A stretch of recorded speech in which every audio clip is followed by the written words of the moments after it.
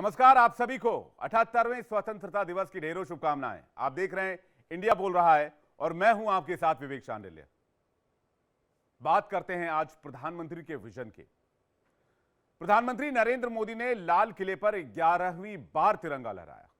लाल किले की प्राचीर से 103 मिनट सबसे लंबा भाषण दिया, जिसमें परिवारवाद, भ्रष्टाचार, uniform civil code, one nation one election से लेकर बांग्लादेश हिंसा, कोलकाता रेप मर्डर केस से लेकर हर मुद्दे पर बेबाकी से अपनी बात पूरे देश के सामने रखी। साथ ही 2047 में जब देश 100वां स्वतंत्रता दिवस मना रहा होगा, तब तक भारत को विकसित राष्ट्र बनाने का संकल्प दोहराया। मोदी के इस भाषण में सरकार के अगले 5 साल का विजन तो दिखा ही, नए भारत की झलक, नए भारत की उड़ान भी नजर आई। पुलिस तबादला! जय श्री राम! जय!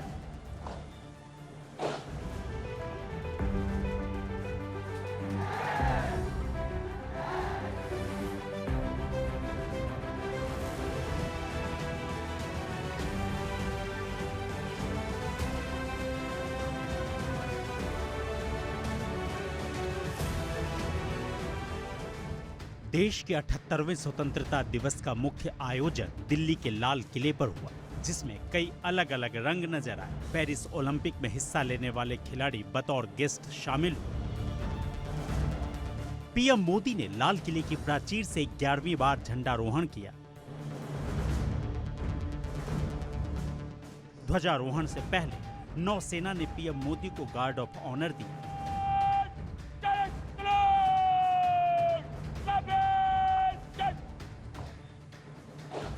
देश के नाम अपने संबोधन के बाद पीएम मोदी ने परिसर में मौजूद बच्चों से मुलाकात की।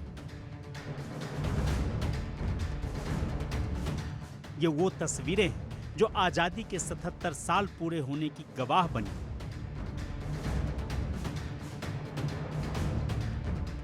प्रधानमंत्री नरेंद्र मोदी ने लाल किले की प्राचीर से 103 मिनट का सबसे लंबा भाषण दिया, जिसमें परिवारवाद, भ्रष्टाचार, uniform civil code, one nation one election से लेकर बांग्लादेश हिंसा, कोलकाता रेप मर्डर केस तक पर बात, हर मुद्दे को बेबाकी से देश के सामने रखा।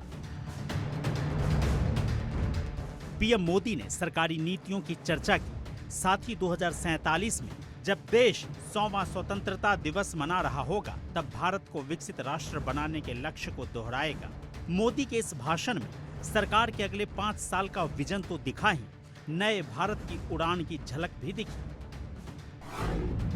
लाल किले से प्रधानमंत्री मोदी ने 6 नई घोषणाएं की। अगले 5 साल में 75,000 नई मेडिकल सीटें बढ़ाई जाएंगी। पॉलिटिकल बैकग्राउंड बिना 1 लाख युवा राजनीति में आएंगे। 2036 ओलंपिक भारत में हो, इसके लिए तैयारी कर रहे हैं। 2030 तक रेलवे को नेट जीरो एमिशन के लक्ष्य तक पहुंचाना। 5G पूरे देश में रोल आउट। 6G पर तेजी से काम जारी। सरकारी संस्थानों में 1 साल में 2 रिफॉर्म का लक्ष्य। इसके अलावा पीएम मोदी ने कई ऐसे मुद्दों पर बेबाकी से अपनी बात रखी जो इन दिनों सुर्खियों में है, जिनकी चर्चा हो रही है। लाल किले के प्राचीर से पीएम मोदी ने कोलकाता रेप मर्डर केस के आरोपियों को राक्षस कहते हुए कहा कि इन्हें फांसी दे देनी चाहिए। महिलाओं के विरुद्ध अपराधों की जल्द से जल्द जांच हो, राक्षसी कृत्य करने वालों को जल्द से जल्द कड़ी सजा हो, वो समाज में विश्वास पैदा करने के लिए जरूरी है। मैं ये भी बताना चाहूंगा कि जब बलात्कार की या महिलाओं पर अत्याचार की घटनाएं घटती हैं, तो उसकी बहुत चर्चा होती है, बहुत प्रचार होता है, मीडिया में छाया रहता है। लेकिन जब ऐसे राक्षसी मनोवृत्ति व्यक्ति को सजा होती है, तो वो खबरों में कहीं नजर नहीं आती है, कोने में कहीं पड़ा रहता है। अब समय की मांग है कि जिनको सजा होती है उसकी व्यापक चर्चा हो, ताकि ऐसा पाप करने वालों को भी डर पैदा हो कि ये पाप करने की हालत ये होती है कि फांसी पर लटकना पड़ता है। और मुझे लगता है कि ये डर पैदा करना बहुत जरूरी है। बांग्लादेश में राजनीतिक संकट और हिंसा को लेकर चिंता जाहिर की। और कहा कि हिंदुओं अल्पसंख्यकों की सुरक्षा सुनिश्चित होनी चाहिए। बांग्लादेश में जो कुछ भी हुआ है उसको लेकर पड़ोसी देश के नाते चिंता होना, मैं इसको समझ सकता हूं। मैं आशा करता हूं कि वहां पर हालात जल्द ही सामान्य होंगे। खास करके 140 करोड़ देशवासियों की चिंता कि वहां हिंदू, वहां के अल्पसंख्यक, उस समुदाय की सुरक्षा सुनिश्चित हो। भारत हमेशा चाहता है कि हमारे पड़ोसी देश सुख और शांति के मार्ग पर चले। इसके अलावा पीएम मोदी की एक और बात जिसकी चर्चा हो रही है वो है यूनिफॉर्म सिविल कोड। लाल किले की प्राचीर से पीएम मोदी का इस पर बयान आने के मायने बहुत बड़े हैं। उन्होंने कहा कि जो कानून धर्म के आधार पर देश को बांटते हैं वो आधुनिक समाज नहीं बनाते। सुप्रीम कोर्ट ने बार बार यूनिफॉर्म सिविल कोड को लेकर जो चर्चा की है, अनेक बार आदेश दिए हैं, क्योंकि देश का एक बहुत बड़ा वर्ग मानता है और उसमें सच्चाई भी है कि जिस सिविल कोड को हम लेकर के जी रहे हैं वो सिविल कोड सचमुच में तो एक प्रकार का कम्युनल सिविल कोड है, भेदभाव करने वाला सिविल कोड है। ऐसे सिविल कोड से जब संविधान के 75 वर्ष मना रहे हैं और संविधान की भावना भी जो हमें कहती है करने के लिए, देश की सुप्रीम कोर्ट भी हमें कहती है करने के लिए, और तब जो संविधान निर्माताओं का सपना था उस सपने को पूरा करना हम सबका दायित्व है। और मैं मानता हूं इस गंभीर विषय पर देश में चर्चा हो, व्यापक चर्चा हो, हर कोई अपने विचारों को लेकर के आए और उन कानूनों को, जो कानून धर्म के आधार पर देश को बांटते हैं, जो ऊंच नीच का कारण बन जाते हैं, ऐसे कानूनों को आधुनिक समाज में कोई स्थान नहीं हो सकता है। और इसलिए मैं तो कहूंगा अब समय की मांग है कि देश में एक सेकुलर सिविल कोड हो। हमने कम्युनल सिविल कोड में 75 साल बिताए हैं, अब हमें सेक्युलर सिविल कोड की तरफ जाना होगा और तब जाकर के देश में धर्म के आधार पर जो भेदभाव हो रहे हैं, सामान्य नागरिक को जो दूरी महसूस होती है, उससे हमें मुक्ति मिलेगी। प्रधानमंत्री नरेंद्र मोदी ने अपने भाषण से देश की राजनीति को बदलने का विजन दिया। परिवारवाद पर हमला तो बोला ही, साथ ही कहा कि ऐसे युवाओं को राजनीति में लाना है जिनकी राजनीतिक बैकग्राउंड नहीं हो। जल्द से जल्द देश में राजनीतिक जीवन में जनप्रतिनिधि के रूप में 1 लाख ऐसे नौजवानों को आगे लाना चाहते हैं। शुरुआत में 1 लाख नौजवानों को आगे लाना चाहते हैं जिनके परिवार में किसी का भी कोई राजनीतिक बैकग्राउंड न हो, जिसके माता पिता भाई बहन चाचा मामा मामी कभी भी राजनीति में नहीं रहे, किसी भी पीढ़ी में नहीं रहे, ऐसे होनहार नौजवानों को फ्रेश ब्लड 1 लाख, चाहे वो पंचायत में आए, चाहे नगर पालिका में आए, चाहे जिला परिषदों में आए, चाहे विधानसभा में आए, लोकसभा में आए, 1 लाख नए नौजवान, कोई भी प्रकार का पूर्व का राजनीतिक इतिहास उनके परिवार का ना हो, ऐसे फ्रेश लोग राजनीति में आए ताकि जातिवाद से मुक्ति मिले, परिवारवाद से मुक्ति मिले, लोकतंत्र को समृद्धि मिले। और जरूरी नहीं है कि एक दल में जाए, उनको जो पसंद हो उस दल में जाए, उस दल में जाकर के वो जनप्रतिनिधि बन करके आगे आए। देश तय करके चले कि आने वाले दिनों में 1 लाख ऐसे नौजवान जो परिवार राजनीति से दूर दूर का संबंध नहीं है, ऐसे फ्रेश ब्लड आएंगे तो सोच भी नहीं आएगी, सामर्थ्य भी नहीं आएगा, लोकतंत्र समृद्ध होगा। मोदी सरकार 1 नेशन 1 इलेक्शन लागू करना चाहती है, जिसके लिए देश की सभी पार्टियों से एक साथ आने की अपील की गई। मोदी ने कहा कि देश में बार बार होने वाले चुनाव प्रगति की राह में रोड़ा है। देश ने बार बार चुनाव इस देश की प्रगति में रुकावट बन रहे हैं, गतिरोध पैदा कर रहे हैं। आज कोई भी योजना को चुनाव के साथ जोड़ देना आसान हो गया है, क्योंकि हर 3 महीने 6 महीने कहीं न कहीं चुनाव चल रहा है। कोई भी योजना जाहिर करोगे आप तो मीडिया में देखेंगे, चुनाव आया तो फलाना हो गया, चुनाव आया तो फलाना हो गया। हर काम को चुनाव के रंग से रंग दिया गया है और इसलिए देश में व्यापक चर्चा हुई है। सभी राजनीतिक दलों ने अपने विचार रखे हैं। एक कमेटी ने बहुत बढ़िया अपना रिपोर्ट तैयार किया है।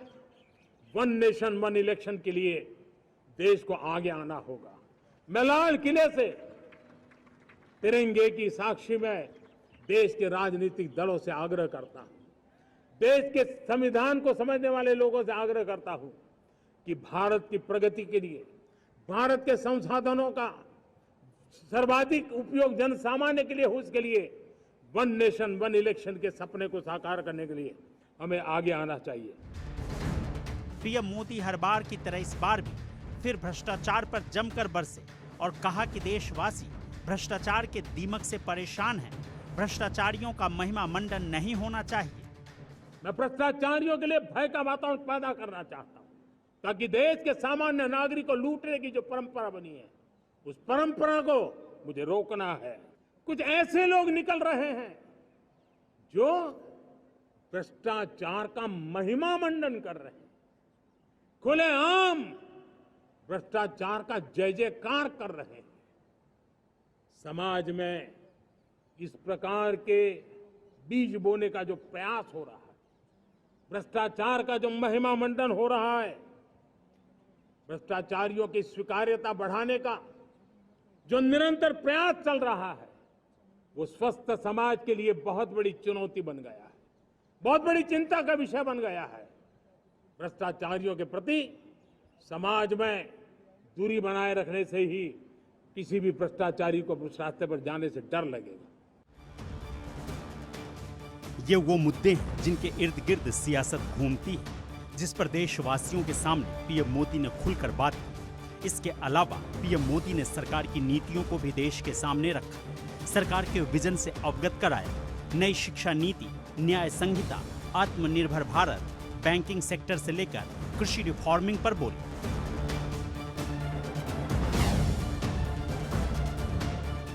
कि नई शिक्षा नीति ने मातृभाषा पर बल दिया है। मैं राज्य सरकारों से कहूंगा, मैं देश की सभी संस्थानों से कहूंगा कि भाषा के कारण हमारे देश की टैलेंट को रुकावट नहीं आनी चाहिए, भाषा अवरुद्ध नहीं होनी चाहिए। मातृभाषा का सामर्थ्य हमारे देश के छोटे छोटे गरीब से गरीब मां के बेटे को भी सपने पूरा करने का ताकत देता है। और इसलिए हमने हमारी मातृभाषा में पढ़ाई, जीवन में मातृभाषा का स्थान, परिवार में मातृभाषा का स्थान, उसकी ओर हमें बल देना होगा। बैंकिंग क्षेत्र में जो रिफॉर्म हुआ, आप सोचिए बैंकिंग क्षेत्र का क्या हाल था। न विकास होता था, न विस्तार होता था, न विश्वास बढ़ता था। इतना ही नहीं, जिस प्रकार की कारनामे चले उसके कारण हमारे बैंक संकटों से गुजर रहे थे। हमने बैंकिंग सेक्टर को मजबूत बनाने के लिए अनेक विध रिफॉर्म्स किए और आज उसका कारण हमारी बैंक विश्व में जो इन्हीं गुनी मजबूत बैंक के हैं, उसमें भारतीय बैंकों ने अपना स्थान बनाया है। और जब बैंक मजबूत होती है ना, तब फॉर्मल इकोनॉमी की ताकत भी बढ़ती है।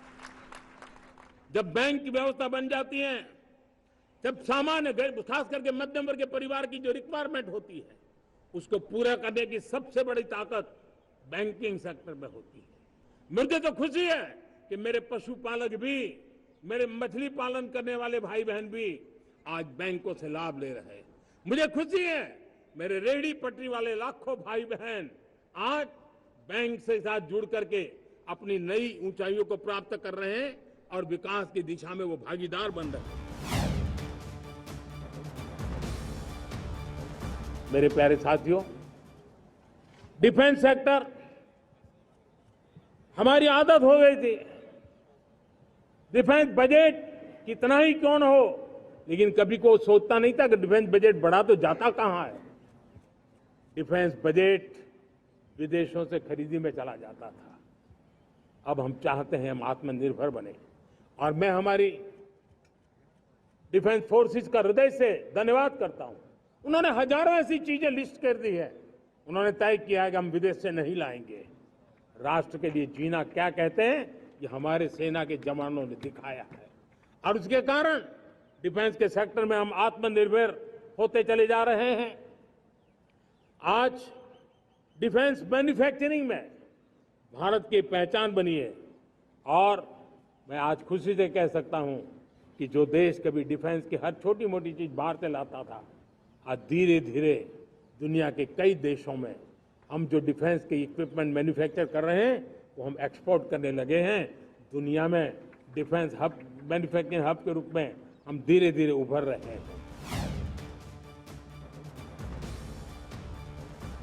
और उस समय मैं मेरे देश के लाखों किसानों का आभार व्यक्त करना चाहता हूं, जिन्होंने प्राकृतिक खेती का रास्ता चुना है, और हमारी धरती माता की सेवा करने का भी उन्होंने बीड़ा उठाया है। और इस बार बजट में भी हमने प्राकृतिक खेती को बल देने के लिए बहुत बड़ी योजनाओं के साथ बहुत बड़ा बजट में प्रावधान किया है। मेरे प्यारे देशवासियों, आज दुनिया की स्थिति में देखता हूं, पूरा विश्व होलिस्टिक हेल्थ केयर की तरफ मुड़ रहा है, और तब उनको ऑर्गेनिक फूड ये उनकी प्रथम पसंद बनी है। आज विश्व के लिए ऑर्गेनिक फूड का अगर कोई फूड बास्केट बन सकता है तो मेरे देश का किसान बना सकता है। पीएम मोदी ने 2047 तक विकसित भारत का संकल्प पूरा करने की बात की, और ये बताया कि इसके लिए देशवासियों के कई सुझाव मिले हैं। देशवासी चाहते हैं कि भारत को दुनिया की स्किल कैपिटल बनाए, देश को मैन्युफैक्चरिंग का ग्लोबल हब बनाए, देश यूनिवर्सिटी हब बने, भारत फिर विश्व गुरु हो। भारत को हर क्षेत्र में आत्मनिर्भर बनना चाहिए। हमारा मोटा अनाज दुनिया की हर डाइनिंग टेबल पर हो। देश की न्याय व्यवस्था रिफॉर्म होनी चाहिए। भारत का अपना स्पेस स्टेशन होना चाहिए। हमारी पारंपरिक औषधि को विकसित करना चाहिए। भारत दुनिया की टॉप तीसरी इकोनॉमी बननी चाहिए। शासन प्रशासन में कैपेसिटी बिल्डिंग का अभियान चले।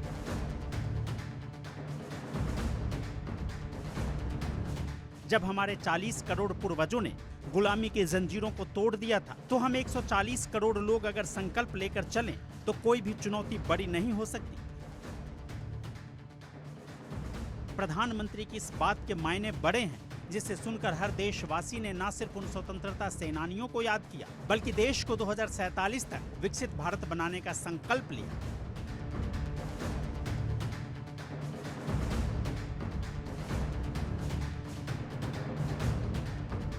अगर 40 करोड़ देशवासी अपने पुरुषार्थ से, अपने समर्पण से, अपने त्याग से, अपने बलिदान से आजादी दे सकते हैं, आजाद भारत बना सकते हैं, तो 140 करोड़ देशवासी उसी भाव से समृद्ध भारत भी बना सकते हैं।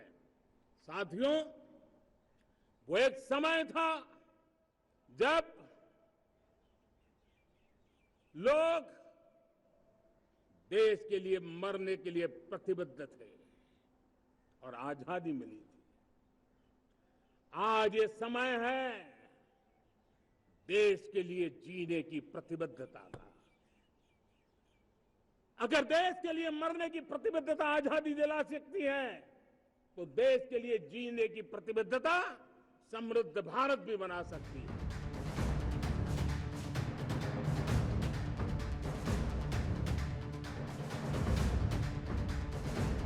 लाल किले की प्राचीर से पीएम मोदी ने नए भारत की उड़ान की तस्वीर पूरे देश को दिखा दी।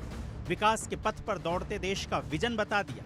ये बता दिया कि आजादी के 77 साल बाद अगर हम दुनिया की सबसे बड़ी उभरती ताकत बन सकते हैं, तो आजादी के 100 साल पूरे होने पर सबसे बड़ी ताकत भी बन सकते हैं। Bureau report, India daily.